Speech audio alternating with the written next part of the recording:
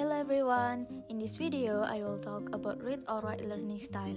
But before that, let me ask you, what are learning styles?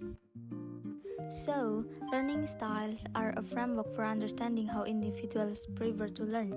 It means that individuals have different preferences for how they learn and process information. Do you know the K-dramas called Study Group and True Beauty? Perhaps some of you who are enthusiasts of K-dramas are familiar with this, right? Yoon Ga-min. We can see in the drama that he wants to get good grades in his studies, but he always fails.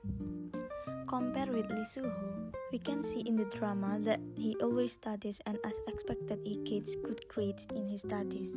So we can conclude that Ga-min doesn't yet know what learning style suits him, while Soo-ho already knows what learning style suits him. Therefore, it is important to identify our preferred learning style. According to the VARK model, learning styles are classified into 4 types, namely visual, auditory, read or write, and kinesthetic. And we will focus more on discussing the read or write learning style. Reading and writing is a type of learning during which people prefer to read and write in order to learn more effectively.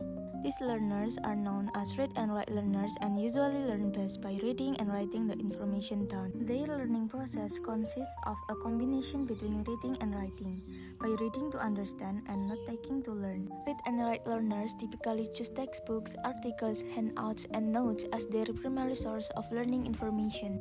After reading a text, read and write learners prefer to reduce and rephrase it to retain information further. They use note-taking as a powerful tool for learning. Similar to other learning styles, the reading and writing modality brings with it a handful of fantastic strengths. However, like any other style, reading and writing learners to struggle with certain concepts. For strengths, independent learning helps the student learn at their own pace. Often, the only supplies the student need to help them learn is some paper, pens, and a few books. For weaknesses, sometimes reading and writing learners struggle to even remember what they just heard unless they have the ability to write it down. It's also difficult for reading and writing learners to participate in class discussion without something to read or some way to take notes. Here are some tips for reading and writing learners. First, rewrite information into your own words. Second, reread your notes. Third, organize any diagrams, graphs, etc. into statements. Lastly, make and use study cards. After some tips for learners, here are some classroom activities for reading and writing learners that teachers can apply. Teachers can provide instruction in writing skills such as journaling or vocabulary building. Make time for reading groups and assign books to students so that they can share their insights with the class. Use writing prompts and note-taking strategies like concept maps and Cornell method. Concept maps are visual representation of information, and Cornell method is a system of note-taking that discourages students from writing in long sentences, instead encouraging short notes written in columns using abbreviation and symbols. To sum up, reading and writing learning style is a type of learning during which people prefer to read and write in order to learn more effectively.